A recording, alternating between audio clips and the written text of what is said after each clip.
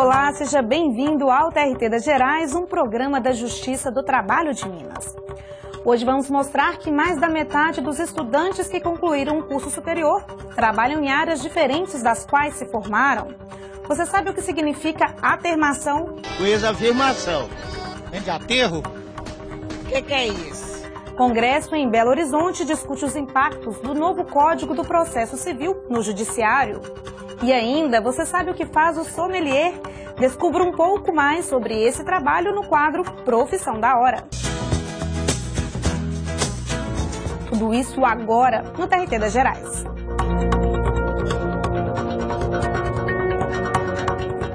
Fazer um curso superior é o sonho de muitos jovens. Na hora de escolher a profissão, muita gente já se imagina trabalhando na área e tendo muito sucesso. Mas nem sempre é possível alcançar esse sonho. Uma pesquisa do IBGE revela que 53% dos brasileiros graduados atuam em áreas diferentes das quais se formaram. Mas seguir outra carreira não é um processo tão simples. Veja na reportagem de André Salles.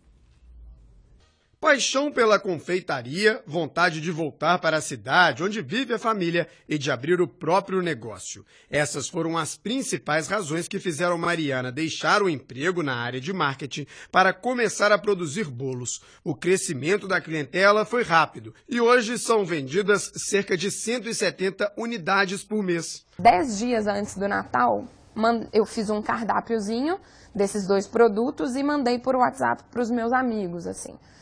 E nesses 10 dias eu produzi quase 500 unidades desses 2 produtos. Nesse momento eu falei, opa, eu acho que o negócio vai começar a tomar forma e de uma coisa, de um tamanho às vezes, uma escala que eu não estava esperando. Daí veio a ideia de fazer a história da bike, aproveitar o momento de food trucks e food bikes para ir com a cara para a rua, assim. Então hoje o ponto que a minha empresa tá eu tenho uma base de encomendas legal, uma cartela de clientes fiéis, posso chamar assim, e trouxe a novidade da bike como uma forma de colocar minha cara na rua e divulgar mais a minha marca. Com formação acadêmica em publicidade e design, Mariana utiliza conhecimentos das áreas para agregar valor aos produtos. Eu sempre me preocupo em estar muito gostoso, mas também me esmero muito para que fique muito bonito. Então eu acho que isso traz um diferencial e às vezes a bagagem que eu tinha me dá mesmo esse repertório para fazer embalagens diferentes, formatos diferentes. Então isso ajuda bastante mesmo. Segundo o IBGE, 53% dos brasileiros atuam em áreas diferentes das quais se formaram. A satisfação no trabalho aparece como elemento fundamental para a mudança. Quando eu fazia as vitrines e as coisas de marketing, enfim, é muito bacana você ter o seu trabalho elogiado e tudo mais. Mas você sabe que passou por processos muito grandes e por várias pessoas e gargalos que você teve que moldar aquilo de uma forma. Aquilo não saiu 100% da forma que você queria. E hoje aqui dentro da minha empresa, dentro da minha cozinha, eu consigo desenvolver os produtos 100% do jeito que eu idealizei e que eu pensei. Então hoje quando eu tenho um elogio do meu trabalho, assim, parece que tá falando de mim, sabe? Porque é infinitamente melhor e mais satisfatório, assim. A mudança de carreira é um processo complexo que demanda reflexão e orientação profissional. Esse profissional, ele vai ajudar na escolha mais assertiva, dar as diretrizes, ajudar a fazer um mapeamento de mercado, que é buscar quais as empresas, como que é este mercado profissional, como que é a remuneração, a faixa de remuneração que ele pode conseguir após fazer a transição de carreira. E foi depois de muita reflexão que Níris decidiu migrar da geologia para o patchwork. Com pedaços de tecidos, a empresária produz de tudo. Em pouco tempo, aquilo que era um hobby se tornou negócio. Um aspecto que é importante é a realização financeira. Mais do que isso, que eu acho que é a realização profissional com plenitude. Talvez eu fosse uma boa geóloga, mas eu não sei se isso seria a minha felicidade. No dia a dia de trabalho, Níris se vale dos conhecimentos adquiridos na área de formação. A geologia, ela tem o mesmo, o básico de todo o curso da área exata, né? Então são muitos cálculos, muitas físicas. Então eu usei, a princípio, todo esse conhecimento para desenhar colchas maravilhosas, sabe? Que assim as pessoas ficavam encantadas. As professoras que me ensinaram falavam, mas não é possível, você já sabia isso.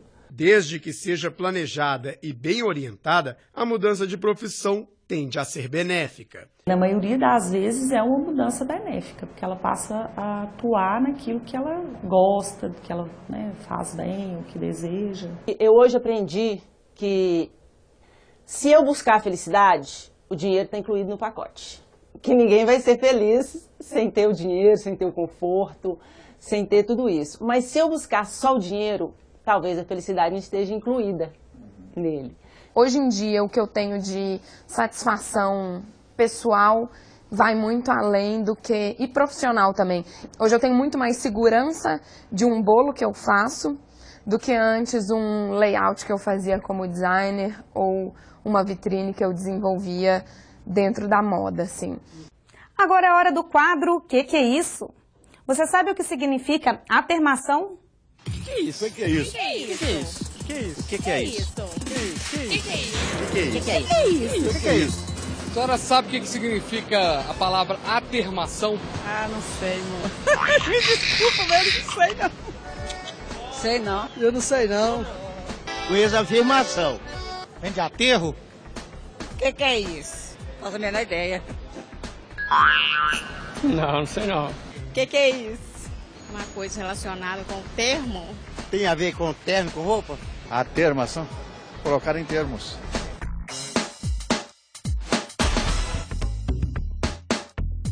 A termação é a redução a termo, a uma forma escrita, de uma reclamação verbal. O trabalhador, quando ele vem à Justiça do Trabalho, ele pode fazer dois tipos de reclamação. A reclamação por escrito, com o advogado, ou a reclamação verbal, e aí há um processo que se denomina atermação, num setor específico do nosso tribunal, de servidor próprio para isso, que vai receber os fatos narrados por aquele trabalhador e vai colocar isso no papel, para o juiz ler, para poder o juiz colocar isso no processo e para instruir o processo. Então, na verdade, é a transformação da denúncia ou da causa de pedir e dos pedidos feitos de forma verbal a um servidor do tribunal que vai reduzir isso a termo, por isso a atermação, na forma escrita. Boas práticas são premiadas no TRT de Minas. Em sua terceira edição, o programa destaca iniciativa de servidores e magistrados que contribuem para melhorar a rotina e a prestação de serviços nas varas do trabalho. Os 10 finalistas da terceira edição do programa Boas Práticas foram homenageados pela administração do TRT de Minas. Eles se reuniram no plenário do 8º andar do tribunal, onde apresentaram as práticas inscritas na premiação. 5 ideias foram premiadas depois de passar por votação na intranet. Em quinto lugar, ficou um sistema de controle flexível de pauta de audiências, implantado na 45ª Vara do Trabalho de Belo Horizonte, pelo juiz Antônio Gomes e um grupo de servidores. O quarto lugar foi da servidora da 4ª Vara do Trabalho de Betim, Denise Aparecida de Freitas, com o tema Alvarás, despacho em sintonia com o sistema e vice-versa. O terceiro lugar também ficou com a servidora Denise, pela otimização no cumprimento das cartas precatórias inquiritórias. Já o segundo lugar foi para a juíza substituta Vanessa Mendes, pela prática dos ofícios eletrônicos na 1ª Vara do Trabalho de Itabira. A primeira posição também ficou com a juíza Vanessa, pelo registro da CTPS pela Secretaria na Vara do Trabalho de Itabira. A prática consiste em registro da CTPS pela Secretaria e, em vez de intimar a reclamada para fazer o registro, o próprio balconista da vara ou outro servidor designado faz a anotação indicada na sentença. Então, é feito despacho para que o reclamante traga carteira e nesse despacho são informados os dados correspondentes à anotação, que vá com força de certidão. Então, a partir daí, o balconista ou outro servidor entrega a CTPS, já faz a baixa ou a anotação naquele próprio momento em que o trabalhador leva a documentação à secretaria. O meu sentimento é de felicidade por ter essa prática divulgada e auxiliar no trabalho das demais secretarias, no serviço de todos nós, porque o que nós buscamos é eficiência, efetividade e um tempo mais curto do andamento processual. Apesar de não receber premiação, uma outra boa prática foi elogiada pela presidente Maria Laura Franco Lima de Faria. A ideia do juiz substituto William Martins sobre a possibilidade de realização de audiências no mesmo dia, já implantada em Monte Azul, no norte do estado. A boa prática ela foi desenvolvida pela concentração de processos na audiência de instrução.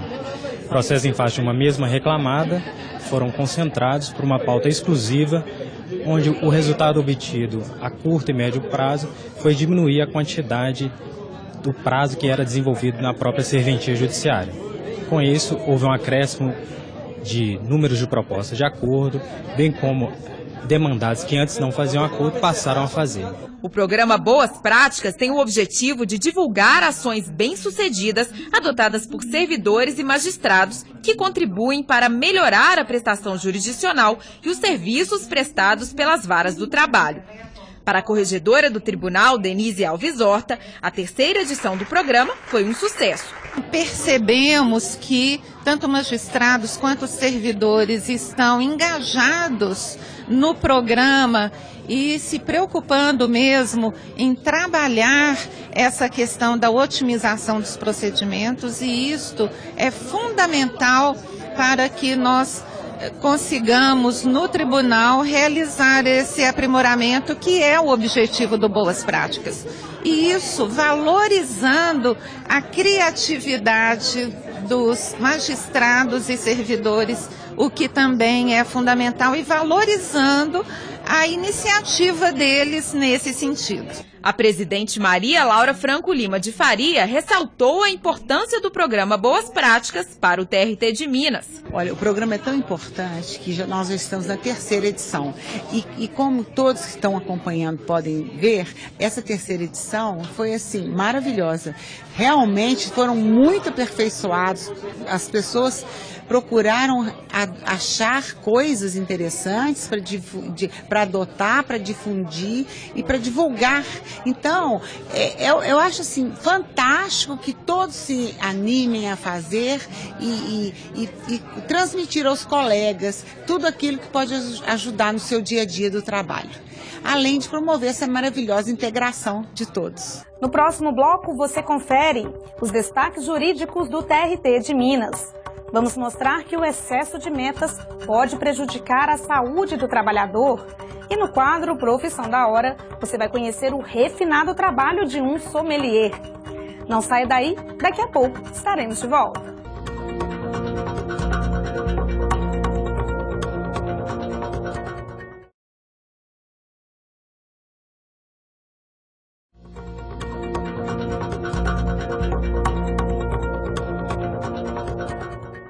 Estamos de volta com o TRT das Gerais.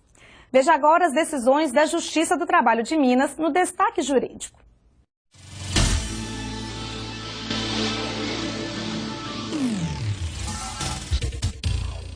Município de Araguari é condenado por descumprir o piso salarial nacional para o magistério público. A decisão partiu da 4ª turma do TRT de Minas, que reconheceu a uma professora de ensino básico o direito às diferenças salariais. De acordo com o relator do processo, desembargador Paulo Chaves Correia Filho, a posição consolidada na jurisprudência é a de que a legislação estadual não pode estabelecer valores menores do que os fixados pelo piso nacional. O relator acrescentou que cabe ao município respeitar o piso estabelecido na lei federal, podendo, para tanto, solicitar a complementação dos recursos necessários ao Ministério da Educação e Cultura.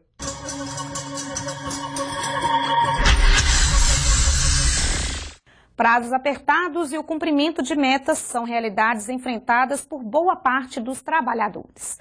Mas até que ponto os patrões podem cobrar produtividade dos empregados? Em Minas, uma costureira ganhou uma indenização na justiça porque tinha produção cronometrada. Confira na reportagem. Empresas brasileiras adotaram como modelo de gestão as metas por resultados. Por isso, contratam cada vez mais profissionais competitivos com perfil mais agressivo para vendas. O que conta é a produtividade, mas muitos trabalhadores não suportam a carga exaustiva de trabalho e adoecem. Para a diretora da Associação Brasileira de Recursos Humanos, Eliane Ramos, os altos e baixos da economia fazem com que as empresas intensifiquem as metas, mas alerta sobre a necessidade de ações norteadas pela ética. A partir do momento que você está numa organização, você tem que seguir as regras e normas dessa organização. Então, a gente vive num mundo onde existem as coisas, os processos bem definidos. O empregador, ele tem que ter o cuidado de selecionar a pessoa certa para o cargo certo. Se ele selecionar uma pessoa que goste de trabalhar sob pressão, uma pessoa que seja ágil, uma pessoa que seja mais comunicativa, que goste desse desafio de buscar sempre, que é competitivo com si mesmo, ele vai dar conta. Agora, se ele buscar um perfil que não seja inadequado para a cadeira, ele vai ter problemas. E custa para a saúde do gestor e para a saúde da organização também, quando a gente faz coisas que a gente não tem aptidão natural. Então, tudo depende da aptidão. É de selecionar o profissional certo para a cadeira certa. Alba sabe que a pressão por resultados faz parte da rotina de trabalho do profissional do telemarketing. Por isso, aceitou o desafio de coordenar uma grande equipe. Ela só não sabia que as metas exigidas pela empresa fossem tão difíceis. As metas eram impossíveis de alcançar. E para a gente conseguir um salário melhor, a gente tem que alcançar a meta. Se a gente não alcança a meta, o nosso salário é baixo. Então, acaba que isso complicava bastante, porque eu tinha minhas dívidas, tinha minhas contas para pagar, né? E eu precisava de atingir a meta. Então, eu fazia várias coisas para poder conseguir. E se a gente não conseguisse, a gente trabalhava no domingo. Então, a escala era de segunda a sexta e sábados alternados, mas se eu não atingisse a minha meta, no domingo eu tinha que trabalhar. Então, acabava que era uma punição. Um caso semelhante foi julgado na Vara do Trabalho de Cataguases. Uma empresa de confecção de roupas foi condenada a pagar uma indenização de R$10 mil a uma costureira por danos morais. O empregador exigia metas exaustivas, chegando mesmo a cronometrar a produção da empregada. O juiz do trabalho, Ricardo Tupi, explica que os gestores devem ficar atentos aos limites do bom senso na hora de estipular metas e resultados. O administrador, o empregador, deve pensar, sobretudo, no bom senso e levar em consideração que o ser humano é diferente das máquinas. A gente costuma dizer que isso pode gerar dano moral. O que é o dano moral? É toda violação ou ofensa à dignidade de uma pessoa.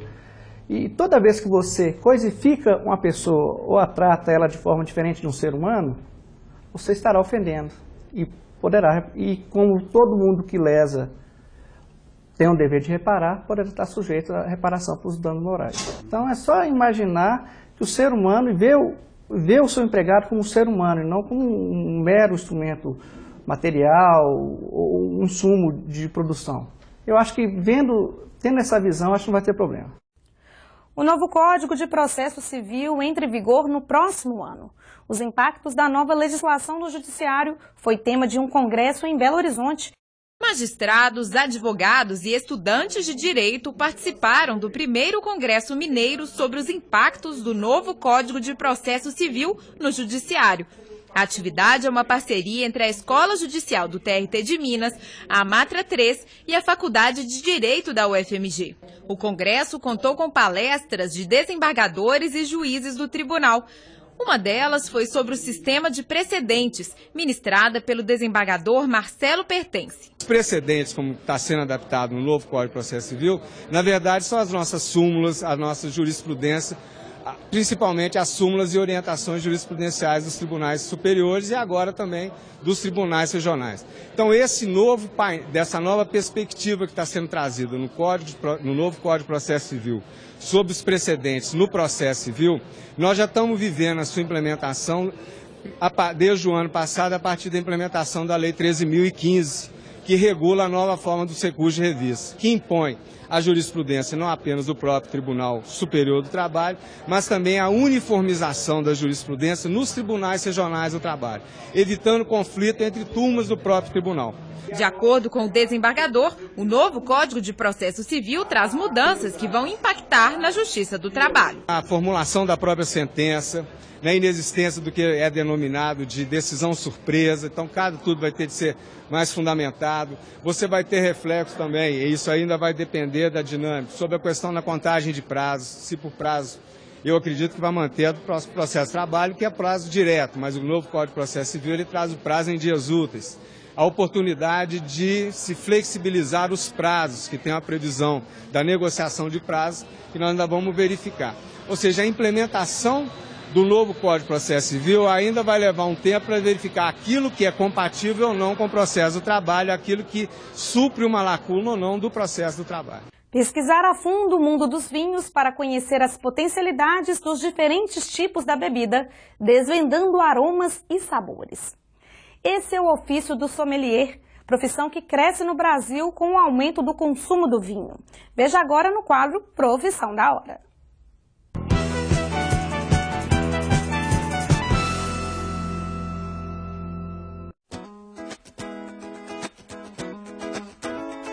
Retirar a rolha, decantar o vinho, sentir as notas da bebida ao nariz e à boca. O ritual faz parte da vida de Gustavo há 11 anos. Mas se engana quem pensa que o trabalho de um sommelier se resume à árdua tarefa de degustar vinhos. Gustavo atua no treinamento de profissionais, seleção de vinhos, elaboração de cartas para restaurantes e lojas e no atendimento aos clientes, que foi o que o aproximou do ofício. Eu comecei, não foi nada muito programado. Eu tive a oportunidade de trabalhar como comim, posteriormente como garçom, em equipes que fazem eventos particulares, até a equipe familiar do meu tio. Sempre cresci em ambientes de restaurantes, de hotéis, porque meu pai também trabalha nessa área.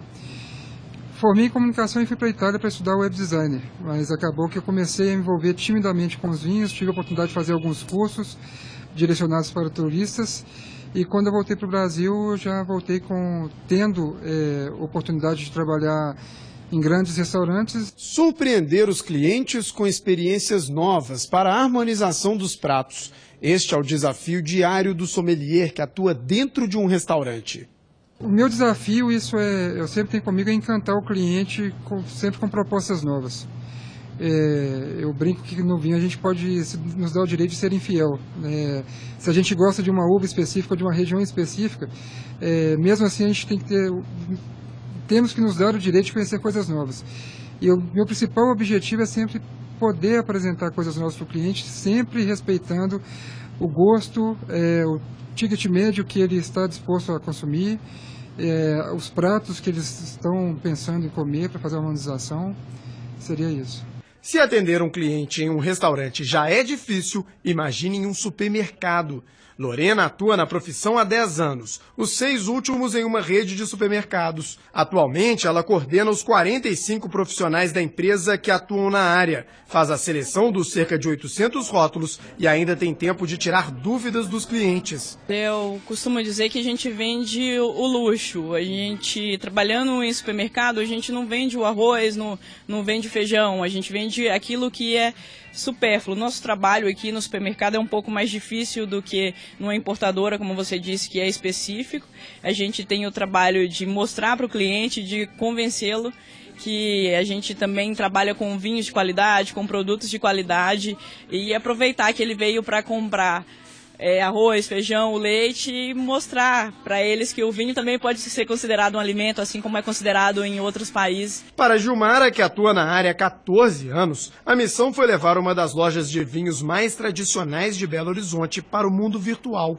Por meio do chat no site, e-mail e até mensagens por celular, a sommelier esclarece dúvidas e tenta fazer com que a compra virtual seja tão satisfatória quanto na loja física. Na loja virtual você tem só o que a pessoa está buscando, através da plataforma eu consigo ver o que a pessoa está buscando, o que ela está vendo na loja virtual, mas nada além disso. Fica um pouco complicado para a pessoa conseguir se expressar e para eu entender o que ela está querendo falar, já que eu não tenho esse apoio visual, que é o que a gente tem na loja física, quando você vê a pessoa andando em tais prateleiras, o que ela está vendo, enfim. A conversa via chat ou via internet, enfim, tem que ser uma conversa mais objetiva. Mas a gente acostuma rapidinho. O ofício remonta ao século XVIII, quando quem trazia ou transportava o vinho ficava na obrigação de prová-lo, como forma de evitar envenenamentos e de garantir a qualidade do produto. O tempo passou e o profissional evoluiu. No Brasil, a profissão foi regulamentada recentemente, em 2011. O mercado está em pleno crescimento. O consumo de vinho aumentou bastante, no supermercado isso cresceu muito, a procura aumentou bastante. Quando começamos, por exemplo, na loja tinha uma gôndola de vinhos e hoje somos 45 profissionais e os clientes fazem questão de ter alguém especializado nessa área para te atender. Então mudou bastante, eu acho que do interesse mesmo do cliente em ser bem atendido, em saber um pouco mais sobre o mundo do vinho.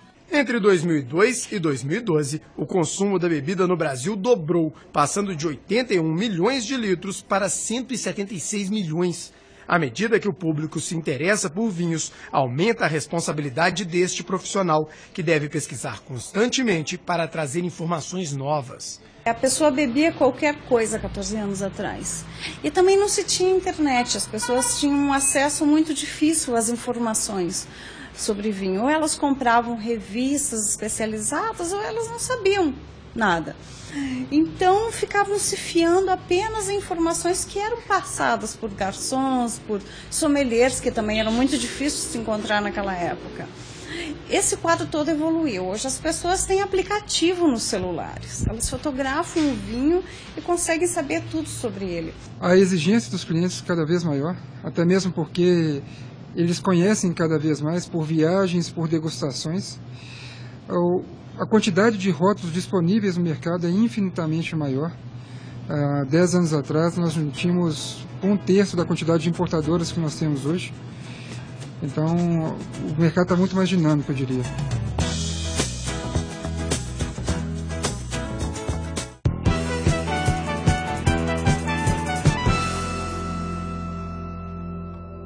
O TRT das Gerais fica por aqui.